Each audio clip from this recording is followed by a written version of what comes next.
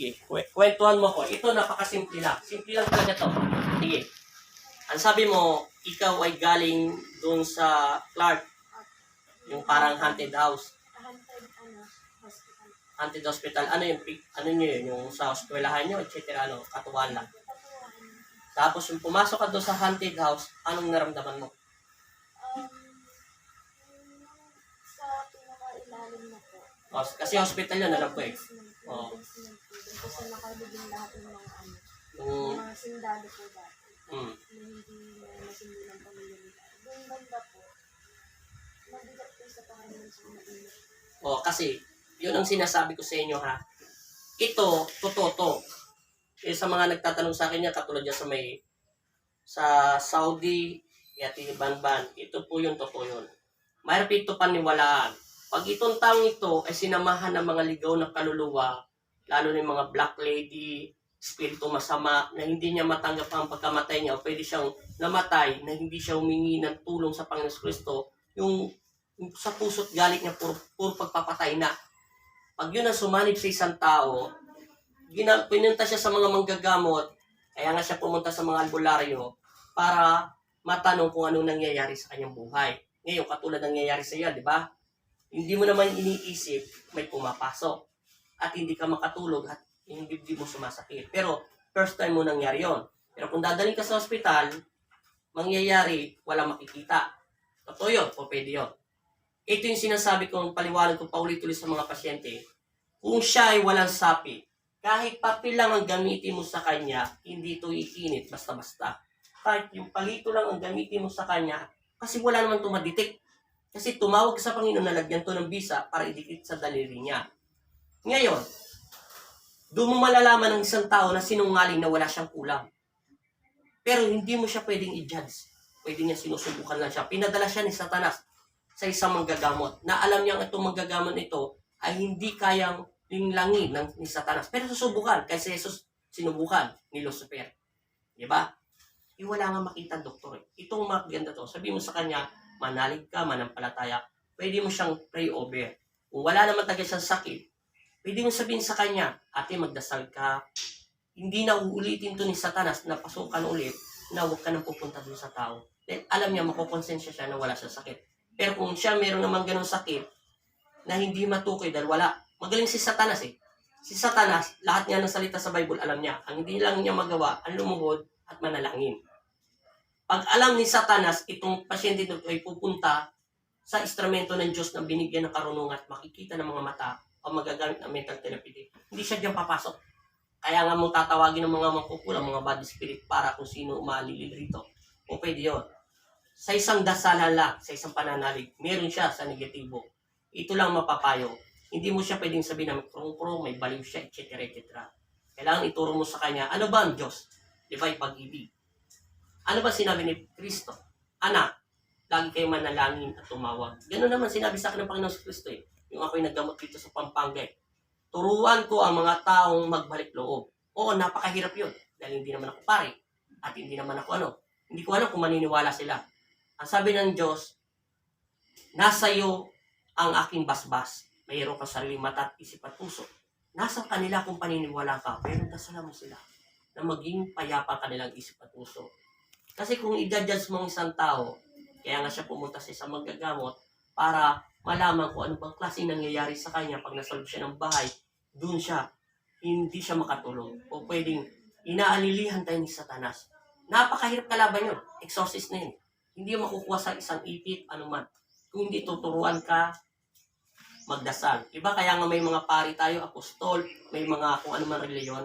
Diba nakikipag-usap tayo na magpupuri, umawi, magpumunta sa pari, sabihin ko ano man nararamdaman mo, para lahat ng sikreto ng taong ito, siya lang makakaalam at hindi niya pwedeng ikwento sa ibang tao. Dahil ikaw ay binasbasan ng Diyos. Ibig sabihin, kung meron man siyang katotohanan na may sinasabi wala, tuturuan ka pa rin namin na manalangin. Yun lang yun. Kung ikaw ay nakaramdam doon sa basement, doon dahil sa hospital, doon sa Clark, totoo yun. May mga espiritu doon na gahat ng dasal, gusto kanyang puntahan. Kasi itong espiritu nito, pwede kanya sirain sa isip, pwede ka magkali sa magulang mo kung ano ang pinag-isip mo. Ito naman tayo mga magulang, minsan hindi natin alam ang ating anak ay may sanib na. Siyempre, papagalitan mo siya, nagbago ang kanyang pag-ugali. Minsan, turuan natin, hikayatin ang ating mga anak manalangin, magdasal. Hindi naman masama, kasi si Satanas nga ayaw nga manalangin. Siyempre, mapipilitan ka ba yung anak ko hindi nagdarasal? Siyempre, mag-iisip ka, may pagdasal mo sa Panginoon. Pag natutulog siya, puntahan mo at kausapin mo siya. Kasi si Satanas, gusto niya lagi tayo nagagalit. Napakasimple lang yun, iha. Kung ikaw ay lagi nagkakaganon, yun lang ang sinabi ko sa'yo. Magdasal ka, humingi ka muna ng kapatawaran, hindi mo lahat makukuha ang lahat ng bagay. Kahit anong sikap at pagtatrabaho mo sa mundo, hindi kompleto ang buhay mo. Kahit may anak ka, wala kang anak, hindi mo pa rin makukuha ang sinasabi ko. Mahirap ito sabihin sa mga tao, baka sabihin kung ako eh. Bakit niya ako ipinadala sa Pampanga para maglingkod? Iniluklok niya para magdamot sa mga espiritual na hindi kayang ipaliwanag. Tutusin sasabihin ng mga tao, sira ulo ko eh. Malay ko ba sa inyo kung anong mga sakit nyo? Hindi naman ako mangula. Ang ibig sabihin, lagi tayo magdasal at manalangin. Turuan ko daw kayo manalangin. Pero tataka ko eh, may pari naman. May mga apostol naman. Bakit hindi sila doon pumunta? Kasi yun ay nag-aral. Hindi ko alam. Ang sabi niya, ipatong ko lang ang kanang kamay ko. Ako na ang bahala sa kanila. Papasok sa kaluluwa mo. Ibig sabihin, ilabas mo ang lahat ng nararamdaman mong sakit o galit sa puso mo para makakuwala si Satanas. Dahil mahirap kalaban ng sarili. Dahil ikaw ang nagtanim yun. Si Satanas, tayo ang nagtatanim sa puso natin. Tayo rin ang makakaalis doon. Dahil sa tulong ng Diyos. Unang-una. Isuko mo ang sarili, makukuha mo ang lahat ng gusto mo sa iyong sarili, asawa. Hindi naman paintulutan ng Diyos na mag-asawa ka ng mga masasama. At bibigyan ka ng anak, manganganak ka ng normal, na hindi mo na kailangan ng maraming pera. At matutulungan mo ang pamilya mo. Pag hindi mo nagawa yun, hindi mo makukuha ang gusto mo. Ulit sinasabi sa mga pasyente yan. Makukuha niyo ang gusto niyo pag lagi kayo nagdarasal sa Panginoon at manalangin. Alisin niyo lang ang takot. Natural lang lahat matakot. Lahat ng apostol na Jesus ay nagkaroon ng kaba at takot din. Turuan mo maging sarili mo. Maging totoo ka kung sino ka. Kasi kung isipin lahat natin ng bagay gusto natin makuha, pwede natin makuha. Basta sa malinis na paraan na may tulong ang Diyos. Pero kung sa maruming paraan ibibigay ni Satanas, pero antayin mo ang binigay ni Satanas, ang iyong anak ang magdudusa. Ang iyong angkan ang magdudusa. Hindi mo pa alam kung makakarating ka sa langit. Lahat tayo nagkakasala sa isip, sa salita at sa gawa. Yun lang yun. Importante, magdasal ka. Inalilihan ka ni Satanas dahil pumunta kayo doon sa sinasabi mo sa aklat sa best friend, nagsimula yan, di ba? Yun ang mahirap sabihin. Sasabihin na naman, ate, pumunta ka doon sa site, sa Christ, ano ba yun? Psychiatrist ba yun? Sa doktor, yung para sa utak. Psychiatrist. Oo. Hindi yun ang makakatulong sa'yo. Ang makakatulong sa'yo, ang panalangin. Kasi kung mayroon ka naman talagang sakit sa utak, hindi ka na makakapunta doon, malalaman agad ng doktor. At alam ng magulang mo, sarili mo, na wala ka sa katinuan. Kaya tayo tinatanggalan ng wala sa katinuan ng demonyo dahil hindi natin matanggap ang nangyayari sa buhay. Tanggapin natin. Lahat naman tayo dumaan sa paghihirap. Pag nagawa mo yun at nakalagpas ka doon, lahat ng swerte ay bibigay sa'yo ng Diyos. Yun lang yun. Kaya minsan ayaw ko. Alam mo bang marami na sumubok sa akin dito na sinasapian sila? Sabi ko, kung sinasapian ka, kanina ka pa nakakatingin sa mata ko na hindi kumukurap. Pag itong palito nito at hindi uminit, ibig sabihin wala kang sakit. Pag nilagyan kita ng stick doon sa paa, na mas matindi yun. Kaya kong dasalan nyo kahit wala kang sapi, pwede kong painitin. Ginagawa ko yun. Hindi uminit yun. Ibig sabihin wala siyang sapi. Nagsasapi-sapihan lang. Pero hindi ko na siya i-judgmental as, hindi ko na siya ginadjust na, ate, huwag mo na kami lokohin, ganyan-ganyan. Isa lang sinasabi ko, manalig ka lang. Inaalis ko ang masamang espiritu sa loob ng katawan niya na hindi niya namamalayan. Hindi na sila bumabalik at hindi na kinukulit. Kasi sabi ng demonyo, ay hindi ko tumayisa. Oo. Kasi babalik na naman yun, sabi mo, may sapi ka ate, babalik na naman siya, hanggang hindi mo alam kung niloloko ka niya. Kasi kung may sapi ng isang tao, kung talagang lihitimo ka manggagamot, sa tingin pala, papaydin sa camera. Pati mo yung camera niya, pati tinabi ko sa'yo, parang inedit ang picture niya kanina, unang inupo kita dyan. Yung mukha mo maputi, pero yung buhok mo nakaangat. Dapat buong calcium makukunin ng camera pero hindi niya kinuha. Yun yun. Pag pupunta kayo sa mga lugar na mga haunted house, na haunted hospital, minsan, hindi naman masama na tumawag ka sa Panginoon Kristo. Dahil yun ay balita naman, totoo naman, na marami namatay. Panginoon, kung ako mang papasok dito, tulungan niyo po kung ilayo sa panganib. Kasi panganib yun. Pupunta mo, hindi mo alam kung sino. Ngayon, nawala na lahat ang pakiramdam mo mabigat. Hindi ka na nanginginig. Yun lang ang mapapayo ko sa'yo. Kaya hindi mo mabigkas kung anong pangalan mo, babae ka lalaki, importante, naging malaya ka, at makinig ka una sa Diyos, pangalawa sa magulang mo. Hindi masama ang sinabi ko sa'yo. Wala akong karapatan magalit sa inyo, pero lang tayo tao. Hindi ako pwede magalit sa mga tao eh. Ang sinasabi ko lang sa tao, paulit-ulit sa paggagamot ko, magdasal at magdasal. Kung niloloko nyo naman kami bilang mga instrumento ng Diyos, hindi naman ako papaluin ng Panginoon sa puwet. Kayo. Pero sinasabi ko sa isip ko, kung anumang masamang iniisip o niloloko man ako ng taong ito, kayo na po ang bahala, Panginoon Kristo. Pero hindi naman ako binibigyan ng Panginoon Kristo. Pero mayroon 3 beses na sa akin nang niloko ako. Pero hindi na sila bumalik. Totoo siyang wala talaga sila sapi. Maraming mga magagaling na manggagamot na hindi nila matukoy. Alam lang kasi nila yung mga kinukulang-kulang-kulang. Pero minsan hindi nila alam ang mahirap kalaban natin na sa ating sarili. Ang takot. Hapon niya lang kinomplain nung hapon. Galing kami sa sa grotto. Kasi kung galing kayo ng grotto, kapayapaan ang dala ng Panginoon Kristo doon. Yun ay pag-ibig ng Diyos at tahanan ng Diyos. Siguro, nakukonsensya na ang kanyang puso. Kinukonsensya na siya ng Diyos. Hindi siya, ang Diyos, mapagmahal. Sinasabi niya sa kanyang isip, anak, ikaw ay magdasal at manalig. Yun nga lang, hindi natin siya marinig dahil masama tayong tao eh. Lahat tayo masama. Hindi naman tayo perfecto. Minsan mapag-judgmental tayo sa mga tao. Kaya yan ang sinasabi ko, hindi basta-basta papasok ang mahal na santo ninyo, mahal na ina, o mga dewende para turuan ka. Ang Diyos ay naggamot, hinahawakan niya lang at nananalangin.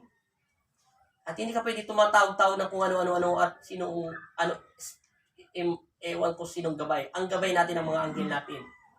Kasi kung nananakit ka, kung ang Panginoon Kristo pala ay naggagamot. Marunong siya maggamot, di marunong din pala siya mangkulam. Kasi sinasabi ng pasyente ko bakit daw pa yung mga manggagamot ako? Marunong po meron ako nahuli, manggagamot, tapos marunong mangulam. Sinagot ko, hindi siya manggagamot. Pwede siyang magkasakit sa ginagawa niya, pwede rin magkasakit ng kanyang anak o apo. At pwede rin siya bitbitin namin sa ayos sa gusto niya. Kasi nananakit siya ng tao. Kasi kung mabuti kang manggagamot, hindi mo kaya kunin ng kaluluwa ko na para ipasok sa kaluluwa gamitin medyo. Gusto mo, para hindi ka na mahirapan ibibigay ko na sa yung buhok ko Yun ang pinakamatinding kulang, ang buhok. Ibigay ko na sa'yo. Gusto mo, marami ako sa Facebook. Gusto mo, lahat, i-pray mo. Tiray ka mo ng kandilang itim. Bahala ka kung ano gusto mong gawin. Kasi, alam ko sa sarili ko na hindi ako nakagawa at hindi pa ako nananakit ng tao. Dahil sabi ng Diyos, hindi ka rin naman matututo niyan, anak. Dahil ako ang mahawak sa'yo. Dahil lahat ng kapangyarihan ng meron ka ay galing sa akin. Lahat kayo ay meron. Yun nga lang, hindi nyo magamit dahil hindi nyo marinig. Dahil sa kasama ng puso nyo.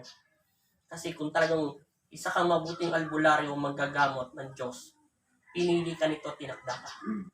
Hindi ka niya pababayaan na masaktan. Kasi kung marunong ka manakit, talo ka ni Satanas. Sabi ni Satanas, sige, simple lang. Pumasok sa katawan ng batang ito at humingi ng tulong ang kanyang magulang. Sasabihin ni Satanas, bakit mo ko palalayasin sa loob ng katawan ng batang ito? Di ba nga ikaw ay nananakit? Ginto pa nga ginagawa mo. Dahil nakagamot na ako ng gano'n. Kaya lang ako nag-video dahil sa iba kong pasyente. Ang sabi niya nga, di ba ganito ginagawa mo, sinasakta mo yung pasyente mo? Pag matigas ang ulo, anong sinabi ng Diyos niyo?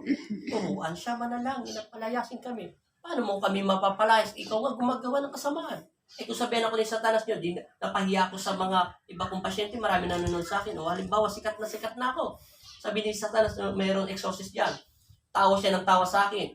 Iba naman ang salita niya. Kunyari, babae ito, tapos naging boses, lalaking malaki. Paano ako makakalis sa'yo? Ikaw nga nananakit na kapwa mo tao. Siyempre, yung puso ko lumagutok. Bakit niya alam ang ginawa ko? Kaya nga ang pag-ibig ay Diyos, hindi mo kaya makita dito sa sobrang liwanag. Dahil si Jesus ay hindi nanakit kahit kailan sa kanyang mga anak. Kapag timpi, kahit alam niyang mali na, hindi niya hinuhusgahan na ikaw. Kahit si Maria, ay yung apostol niya na babae, si Magdalena, ang pinakamabigat na kasalanan, itong demonyo. Sinabihan niya ba si Maria na ikaw ay magganyan, ganyan, ganyan, ganyan? Hindi. Bagkus pinapalaya niya to at pinagbabago. Kasi kung sasabihin namin kayo, katulad yung babae niya magpapagamot sa akin, marami na akong ginamot na mayroon siya ibang lalaki, gusto niya magbago, kung sabihin ko sa'yo, ayaw kitang gamutin dahil hindi ka naman magbabago, tinukso ko rin siya maging masama. Kaya ko nga siya tinuturo, kaya nga gusto niya magpagamot dahil ayaw niya na yung karanasan niya mga makiapid, magnasa. Gusto niya nang magbalik loob sa Diyos. Kaya kami instrumento eh. Kaya nga kami tinuruan ng Diyos sa salita niya para hikayatin ang mga tao magbago. Kung sabihin kong hindi ka naman magbabago, bet ko sasabihin niya. Kaya ko nga siya tinuturo magbago ka. Kahit sinong tao pwede magbago. Ang mga demonyo lang hindi magbabago. Kasi hindi sila sumusuko sa Diyos. Katulad mo, nagbabago na yung tsura mo. Yun lang. Maraming salamat. Hindi ka na